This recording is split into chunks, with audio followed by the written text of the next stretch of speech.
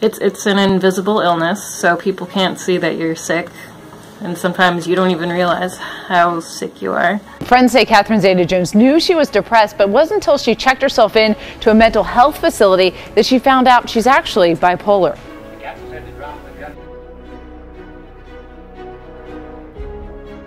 You considered suicide and you were diagnosed with bipolar disorder or manic depression. This is a disorder that affects millions of people, and I am one of them.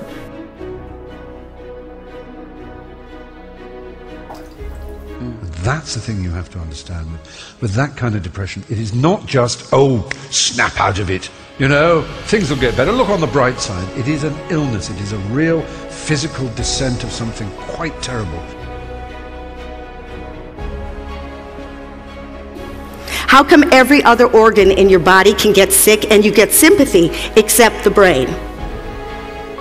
You know, manic depression, bipolar disorder is a very morbid condition. And the doctors here, they will be the first to say, you know, this is not something to take lightly.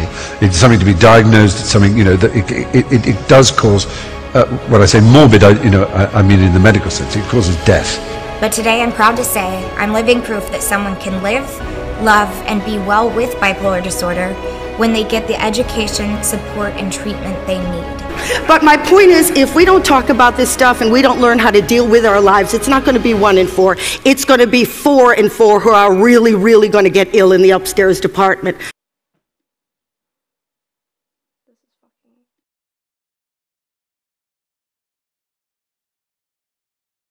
Bipolar disorder, formerly known as manic depression, is in the Diagnostical and Statistical Manual of Mental Disorders, the 5th edition, classified as a mood disorder. A person with bipolar disorder goes through episodes of depression, hypomania, and mania. Now, if you have bipolar type 1, that means you can have depression, hypomania, and mania. And if you have type 2, you can have depression and hypomania. Now, in bipolar disorder, a major depressive episode includes at least 5 of the following symptoms for a duration of minimum of 2 weeks. Depressed mood most of the day, nearly every day. Decreased interest or pleasure in most activities such as their hobbies, socializing, and sex. Changing appetite or weight. Changing sleep, that would be insomnia or hypersomnia. Change in activity. Fatigue or loss of energy, feelings of guilt or excessive guilt, a loss of concentration, and thoughts of death and suicide, going as far as planning one suicide. Hypomanic episode is basically the opposite. It lasts for at least 4 days, and its symptoms include inflated self-esteem or grandiosity, ranging from uncritical self-confidence to a delusional sense of expertise, decreased need for sleep, intensified speech. Possible characteristics include loud volume, rapid, hard to interrupt, theatrical, non-stop talking, and angry tirades. Rapid jumping from ideas, feeling like thoughts are racing, distractibility, increased goal activity, and excessive involvements in pleasurable activities with high-risk consequences, like reckless sexual activity or overspending money. A manic episode has all of those features that a hypomanic episode, except it is much more severe. It can have psychotic features like hallucinations or delusions, and it can very well end in hospitalization, while hypomania is a much lighter version of that, and most oftentimes you don't need to be institutionalized. Mikrofonen. Okay. Yeah. Are you ready? Yeah. Hi, I'm Isaac. I'm 20. I'm studying computer science. I like to play computer games. My name is Liz. I am 29 years old and I live in Rhode Island, which is about an hour south of Boston. I'm currently working on my bachelor's degree for art history, and I should be graduating next semester. And I work at a coffee shop. Hello, my name is Greg. I'm 30 years old. I live in the state of Ohio in the United States. I work in IT. I'm a single father to a 6-year-old boy. I have a 14-year-old Shiba Corgi mix. And I spend my free time messing about with my Volvo, going to movies, arcades, playing Wii U, and doing Cub Scouts with my son. And I have bipolar disorder. I have bipolar disorder. And I'm bipolar too. Okay, so how long have you had your diagnosis? I have had my diagnosis since I was 23 or 24. It's been about 3 years since I was diagnosed as having bipolar type 1. A little bit over a year after that, I was upgraded to schizoaffective by my doctor, but my therapist doesn't really agree with that schizoaffective diagnosis. About 2.5 years now. I was diagnosed just after I left high school. Okay. Who or what made you realize that you needed help? It was probably my friends. They kept reacting kind of strongly at all my moods, and after a while I kind of realized something was wrong with me, and I sought help from my psychiatrist at the time.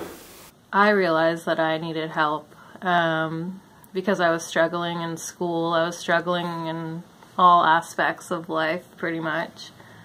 I was partying a lot, but that was just a coping mechanism.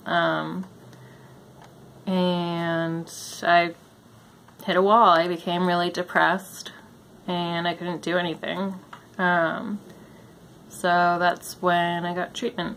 I'd fallen pretty hard into what I now recognize as self-medicating with alcohol and such. My marriage relationship of 10 years had just ended, and I had started having run-ins with the law. That finally brought to my family's attention that there might be an issue or that something wasn't right, so they actually set up inpatient for me, which I was super happy to go to, not knowing anything about it or what was going to happen, but it was better than where I was at the time. So the hospital picked me up from jail, and my bipolar treatment journey started. How did you feel to be told that you were bipolar? It was honestly a relief to be told that I had bipolar disorder, because I was struggling for a few years and I didn't know what was wrong with me. I thought it was always something that I needed to change. I needed to change something in my lifestyle, but nothing ever helped. Well, it's kind of weird because I got my diagnosis because I reacted and told my psychiatrist, but I felt, I mean, at the beginning it felt like a relief to have something to blame everything on, but then it's like as time went on, it started feeling like more of a curse. I was relieved. I felt like the turbulence in my life up until then finally made sense. And that like the DSM-5 criteria for bipolar disorder were pretty much written with my life in mind. I mean, everybody's responsible for their own actions in the end, but I felt like bipolar disorder gave me kind of an explanation behind the reasons that I had said and done certain things. The diagnosis also gave me something kind of tangible and real to work on. So I didn't end up repeating those past mistakes and could better myself for the future. How has it affected your relationships with the people around you? I mean, you win some friends, you lose some friends, and that, like, at the end of the day, the people that say are the people that care about you. It affected my life a lot. It's mostly the depressive episodes that affect my life. Because they make it nearly impossible to do anything. I used to be really, really social, went out with friends all the time, drank to excess, would be super productive at work, but still overall was just a really, really shitty person in general. I think the diagnosis has helped me kind of rein that in to something manageable and normal after treatment. So I still overload myself with work sometimes. How has bipolar disorder changed the way you live, and how did it affect your life? I used to be really social. I went out with friends all the time, would drink to excess, be super productive at work, but I would be just like a shitty person in general. I think I was probably hypo most of the time. I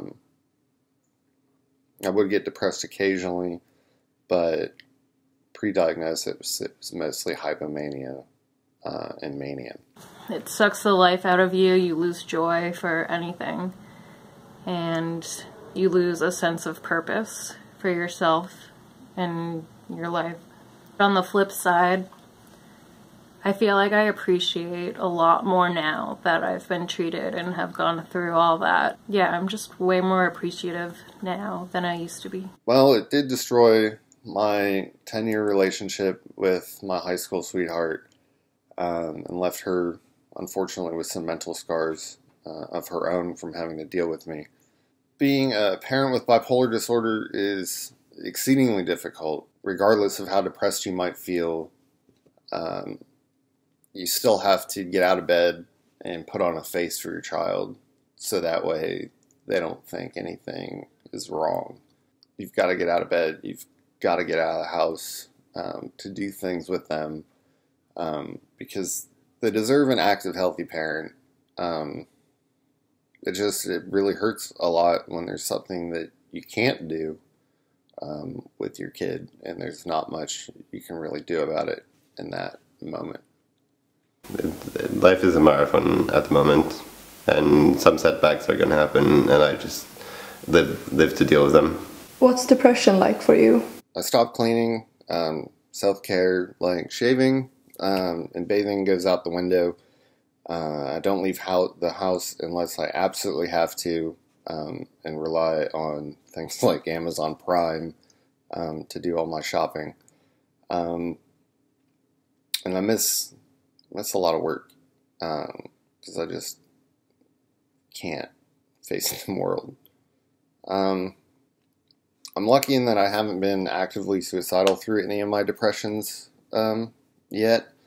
I do get the feeling where I'm okay with the possibility of death if it just were to like randomly happen, but it's not something that I would seek out. It's just that like the weight of the world is too much, and the thought of suddenly not existing is kind of comforting. I still miss work occasionally, but thanks to the Family Medical Leave Act, or FMLA in the United States, that's okay. It's covered as part of the disability, and is recommended by my doctor. Not being able to function, not being able to have a job really sucks. Not being able to finish projects really sucks. Not being able to hang out with your friends really sucks. Not being able to watch a movie or read a book because you can't focus sucks. I sleep 12 to 20 hours a day. Don't get out of bed. I mean, generally feel pretty miserable. What's hypomania like for you? Generally, I start drinking a lot more. I start being more social. I sleep like 2 hours a day. Generally, that leads to hallucinations and bad decisions, and things start happening. Hypomania used to be a lot of fun. I had a lot of energy. I could do whatever I wanted to. I'm naturally an introvert, but when I'm hypomanic, I'm an extrovert. So I would make a lot of friends. I would hang out. I would do a lot of stuff. I was capable of everything. Everything was easy. Life is just easy when you're hypomanic. But now that I'm on meds, I don't get that kind of feeling anymore. And there is a downside of hypomania. You get negative symptoms as well, like irritability and having trouble focusing, concentrating, can't sleep. With hypo, I feel great. Sometimes it makes me question if bipolar disorder is a real thing. When I'm hypo, that's when I overload myself at work on purpose just because I know I can get through it. I don't eat or sleep as much as I normally do, and it can lead to a little bit of self-medicating. Full mania, though, is a completely different animal for me than just like an expanded version of hypo. Thankfully, I've only experienced that a few times.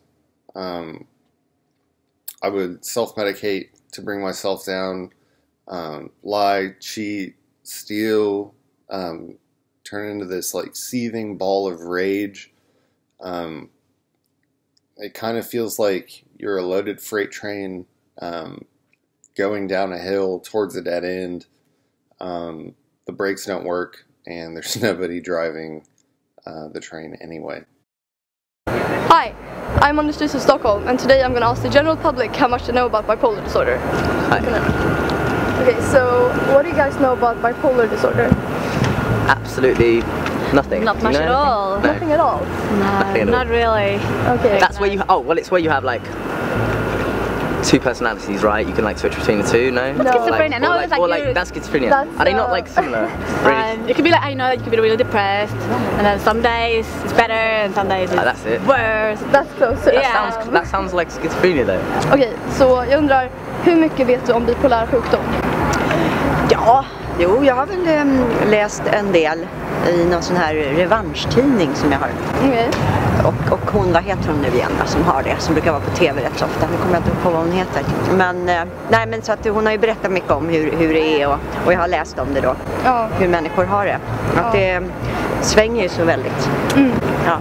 Ja, det. Från vad jag förstår då. Ja. De är väldigt aktiva och sen är det väl tvärtom deppigt och så. Vem skulle du säga har den här sjukdomen? Ja, det där är ju svårt. Kanske jag har lite. Kanske är det så för alla människor. Eller mindre också. Ja, man kanske överdriver det där och tror att det behöver vara någon sjukdom eller så. Jag vet inte. Så min fråga till dig är, hur mycket vet du om bipolär sjukdom? Bipolär sjukdom är ju, ja, jag vet en del.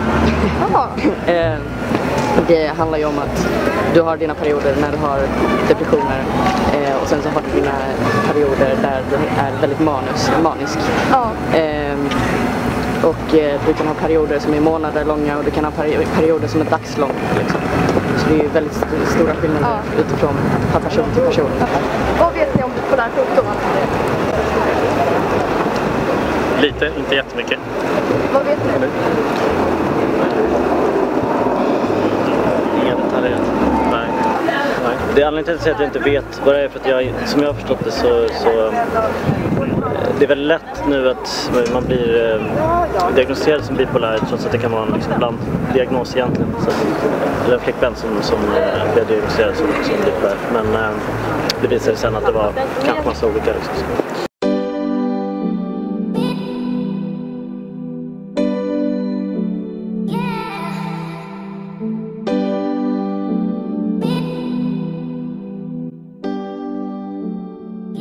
What has been the most challenging part of having bipolar disorder? I mean, the most challenging part has been my depressive episodes. It's an invisible illness, so people can't see that you're sick, and sometimes you don't even realize how sick you are. That would be maintaining employment and taking care of my son. The last time I applied for a promotion at work was just before I was diagnosed. And I was passed over and told it was because I wasn't stable enough. Which that kind of stings, like now. But, like, I totally understand where that came from. And why that happened. But it's kind of dissuaded me from applying for other positions for a while. Mixed episodes, generally anxiety and panic attacks. It's very debilitating. You're locked into doing nothing because everything scares you and you just fear going outside. What are some misconceptions people have of you and your illness? I know one time I was talking to my aunt, and I was talking to her about a movie that I saw recently, and it happened to be about someone who had bipolar disorder. And she said, "Oh, is that about that monster?" And I was just like, no. So yeah, bipolar people are not monsters. I think a lot of misconceptions are also just when people think of violent people, they think they're mentally ill, which a lot of them are, but it doesn't equate each other. We're not crazy. We're just a bit eccentric at times. I think a lot of people think that with bipolar disorder, your mood changes like every 5 minutes. And you can go from being super happy to super depressed, or into the most hateful, angry rage you can possibly have. Episodes for bipolar disorder typically last weeks to months, not just a few minutes at a time. I think the general populace confuses bipolar disorder with some of the other mood personality disorders out there because of a lack of education, and just labels things as bipolar because it's a term that they've heard before. Also that another thing I wish people would understand is depression and laziness aren't the same thing. Just because I'm depressed and can't get out of bed isn't it. People that don't understand depression can view that as just being lazy and wanting to stay in bed and not do anything. But I don't want to stay in bed. I don't want to not do anything. I don't want to feel this way. It's not laziness at all. It's not something that you can help.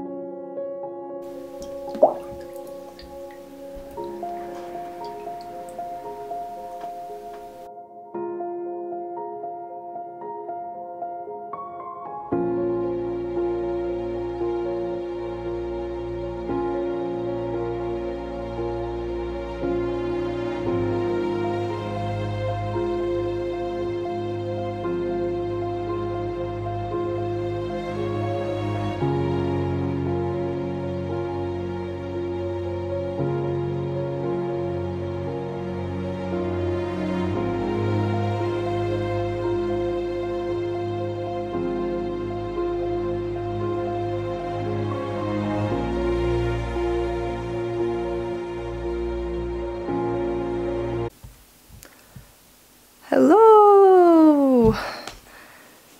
Okay, my name is Matilda. I am from Stockholm, Sweden, and I am the maker of this documentary.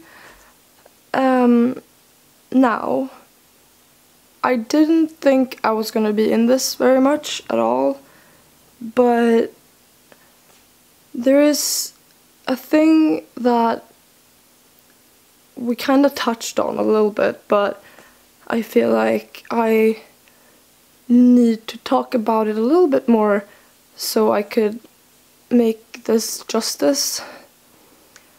Although, if I am gonna talk about this, I'm gonna have to get real personal, and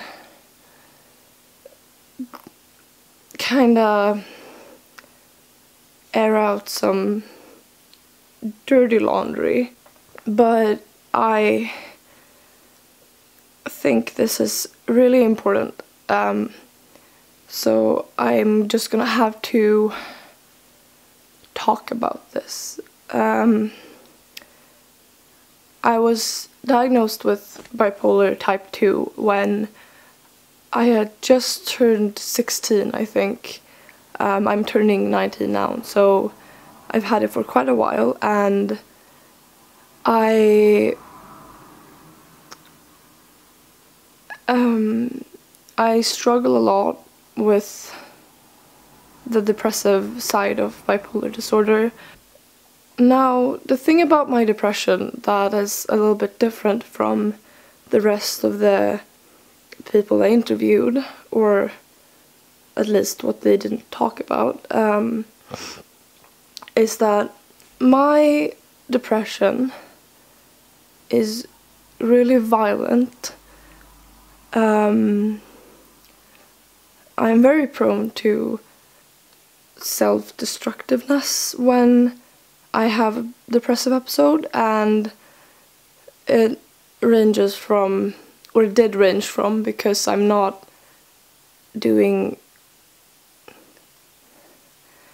a lot better than I used to when I was younger, but when I was depressed, when I was 15, 16, 17, I would engage in a lot of self-destructive behaviors. Like, I could just sit in the shower under running water and cry and bash my head against the wall, or pull all of my hair out, or scratch myself until I bled, and more drastic things. And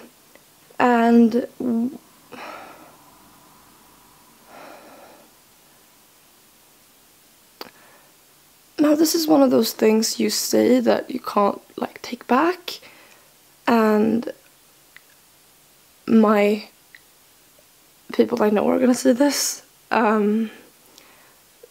so when I was 17, I was going through a depressive episode, and I attempted suicide. Vad säger man efter det? I overdosed on a prescribed medication, and at night, and I was walking down the road, real drug-induced haze kind of feeling, and I was walking until a police car stopped, and they saw that I was walking kind of weirdly. I was slurring my speech because that medication makes you really drowsy, and I'd taken a very, very, very, very high dosage, and they picked me up and they drove me to a hospital where I was given activated coal, which is this kind of congealed dark black mush that you drink, that is probably the most vile thing I've ever had, that soaks up all the toxins in you, and I were in and out of consciousness for a few hours there. I was severely hypothermic and hallucinating, and luckily for me, I survived, and I realized through that experience that I didn't want to die. And I think that's the most valuable thing I've ever learned in my lifetime. And sometimes things happen in your life that kind of creates this raft, and you have your life before that happened and after that happened. And I have a few of those rafts in my timeline. I don't know anyone who's bipolar who hasn't had suicidal thoughts. It's incredibly common to think about suicide, even just in an abstract kind of exit point way. And I did that too. I thought about suicide as this alternative way out, and as this thing that I would never do, but I'd think about And until my depression got so bad and I felt so hopeless and lost and just consumed, because that's the thing about depression. Depression consumes you. It feels like it's eating at you, like this parasite that just lives inside of you and empties you from the inside to the outside until there's nothing left. And I had gotten to that point where I thought that I would never feel happy again, and I did what I'd never thought that I'd do, and I tried to kill myself. I am really scared of death now. I am very happy that I'm alive. I've never been as relieved as when I woke up that morning and I wasn't dead. What did I learn? Except for the fact that I learned that I can choose life. And sometimes choosing life seems like a terrible idea, because life is a terrible thing sometimes. Especially if you're bipolar, life gets very overwhelming at times. But I learned what I think is the reason why a lot of people with bipolar disorder kill themselves, and that is the fact that this illness never stops. It doesn't give you a break. It just keeps going, and it's a cycle of depression, mania and hypomania and mixed episodes, and it just gets you down, and then you have to be the one who chooses to make the effort of recovering, because no one else can recover for you, and you can't just recover once and then be fine and live with those scars until they fade. You recover, and then you get sick, and then you recover, and then you get sick, and that will continue for the rest of your life, because bipolar disorder at this moment doesn't have a cure. It can get treated, but it doesn't have a cure. And that moment when you realize that I am gonna feel like this for the rest of my life is very much like, to me it felt like a death sentence. And now I know that it doesn't have to be. If you ever feel like you're very suicidal and that you might just do it, please ask for help. When I attempted suicide, I told everyone, and by everyone I mean my family and my doctors, that the overdose was accidental, because I didn't want to be that person who attempted suicide. I didn't want my family to never trust me again, to always worry when they pick up the phone that I am dying. And everyone believed me, because I have been so good at hiding my depression. I feel myself ramble trying to say everything I want to say, because I only have this one chance. But I attempted suicide when I was depressed. I was saved. My life was saved that night by these amazing people.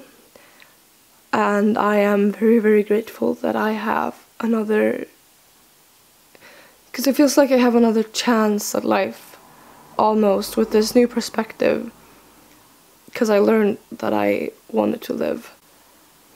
And it got better for me, and I'm sure it's gonna get worse. because that's the nature of this illness. It gets better, and then it gets too good, and then it gets real bad, and then it gets better. But we just have to ride the waves, and everything, I believe, in the end, everything will be okay again.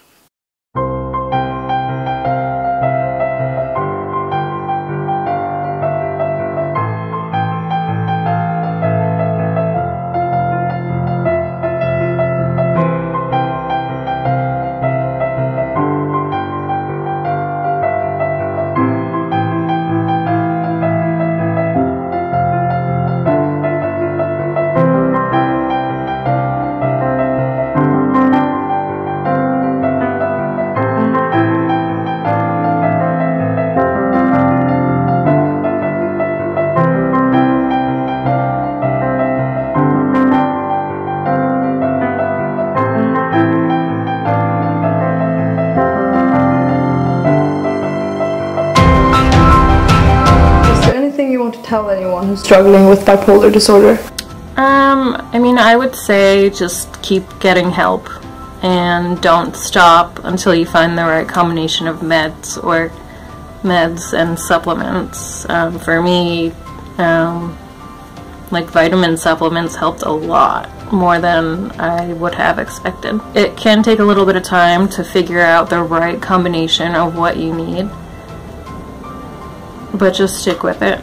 Seek treatment, stick with it, follow your doctor's recommendations. Really important, stay sober and get plenty of sleep. Know your triggers and develop coping skills. Follow the steps, you should be able to live with it.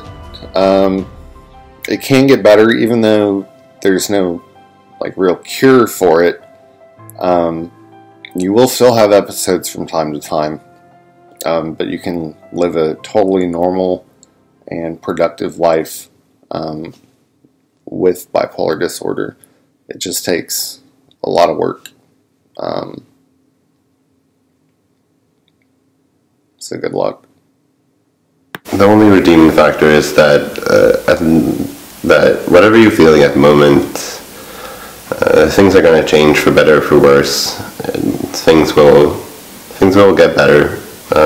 At some point. Maybe not forever, but you will have good times, you will have bad times, and that's a given.